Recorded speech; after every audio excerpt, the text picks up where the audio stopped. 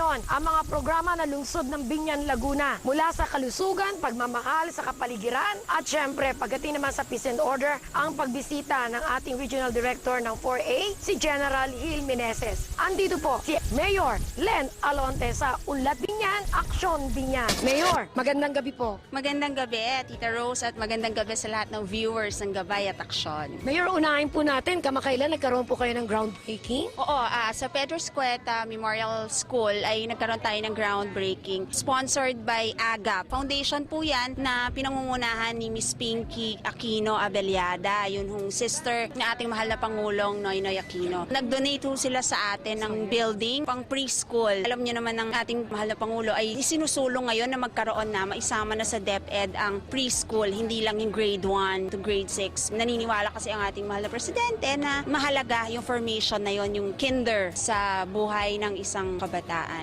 Kasunod dito, Mayor, talagang napapanahon sa mga aksyon ang lungsod ng Biñan dahil yung ating mga OFWs na binigyan niyo po ng seminar. Kinilala natin yung mga kapamilya natin na OFW na nanggaling ng Libya. Yung iba doon ay first batch na pinauwi ng government. Mahigit 40 po sila na pumunta sa aking tanggapan at sinabing kanilang mga problema. Kinuha namin yung kanilang mga resume. Tulad nun, merong 3 nurse, so pwede natin ma-recommend din sa ibang hospitals dito sa ating Biñan o sa Karatig City. Yung iba naman, yung meron silang mga anak na mapapatigil sa pag-aaral. Tinutulungan din namin sila makakuha ng mga scholarship grants. Maganda ang pagtanggap sa amin ng Mayor ng Biñan. Hindi namin inasang pangyayaring ganito ay nagkaroon kami ng magandang usapan. Salamat kay Mayor.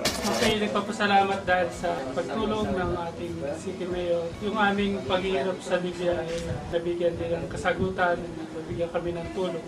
Nagmamalaki ko na ako'y taga Biñan. Tutuwa ako kahit ako'y wala sa Libya na walang hanap buhay. Meron kami mapagmahal na mayor na nag-aasikaso sa amin para kami matulungan at maitaguyod namin ang aming pamilya.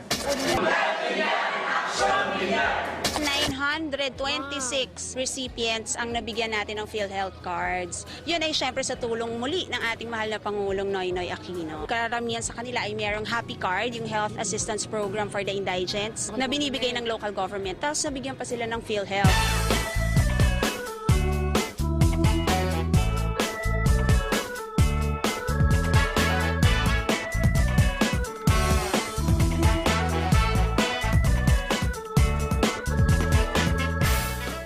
Ngayon nga, hindi ko na mabilang sa kamay ko kung ilang times na nag-sponsor ang Brent School. Tree planting activities, napakadami na. Siguro lahat ng vacant lots ng Biñan ay pag nakakita ang Brent na merong pwedeng pagtaniman, lagi silang nangunguna at nag-offer sa amin na magtatanim sila. Yung time, yung effort ng bawat isa, napakahalaga at binibigyan natin ng pagpapahalaga. Our environmental club, they're called the Green Earth Ambassadors. We try to celebrate Earth Day every day because it takes just a little bit of people doing something every day to help Mother Earth, because if we don't help Mother Earth now, it won't be around for our children and our grandchildren. Number one, it shows that they can be of service. I strongly support the fact that we want students to come out and actually do something, not just, they can all probably go to their parents and ask mom and dad for an extra 100 pesos or 500 pesos or something like that, but we're not interested in that. I'm much more interested in having them come out, maybe use the 100 pesos to buy a tree and then come out and plant it themselves. It's just a pleasure for Brent to be involved in this kind of an activity, and we appreciate the support from the mayor's office has been overwhelming. Thank you. Ulad Biñan, Aksyon Biñan.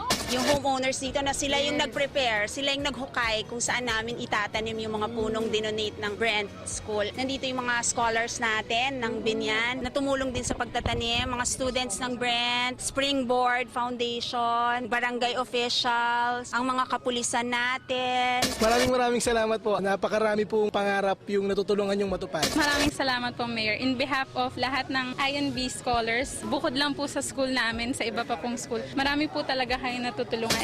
Maraming pong salamat, Mayor, at nandyan po kayo palagi. Hindi lang po sa mga scholar, pati po doon sa mga ibang nangangailangan, lalo na po sa mga tao sa Biñan. You always make us proud of City of Biñan. Marami pong salamat. Maganda po ang palakad ni Mayor. Wala po kami masasabi kay Mayor. The best! At maraming salamat po sa tulong niya. Sabi nga niya, no, sa buong Laguna, buong region, actually, ito ang una niyang dalaw ang ating lungsod. So tayo mapalad, tayo ang nabigyan ng ganitong atensyon at special na panahon para tayo mabisita. Bilang na bilang lang yung ating binibigyan ng Key to the City, and isa siya sa nabigyan natin na pagpapahalaga at isang sign, adopted son na rin siya ng ating syudad, ng ating lungsod. Niloloko ko nga, so pwede na siya mag in and out sa city ng Binyan kahit hindi naka-uniform. The mayor, I'm very thankful ako, gave me a key. Good development para sa akin kasi I'm being accepted as regular visitor of Binyan. Meron na akong susi, I can just go here and visit the mayor and some other government officials here and even my police forces. We will always visit them. In fact, ito yung una kong lungsod na officially binisit namin. For the people of Calabarzon, your police force is here to help you in the maintenance of peace and order. Pero yung pong community, that is one of the biggest stakeholders sa maintenance of peace and order. So we want to be your partner in keeping peace and order here in this part of the country. And we can only do this if we will cooperate. Let us also know kung ano po yung mga maling ginagawa ng ating kapulisan sa baba so that we can correct this. Ma'am, thank you po sa inyong pagtanggap sa amin. The regional headquarters will really try its best to serve the best interest of Binyan, especially in the peace and order situation. Mayor Len Alonte, let's go. Unlad Binyan, action Binyan.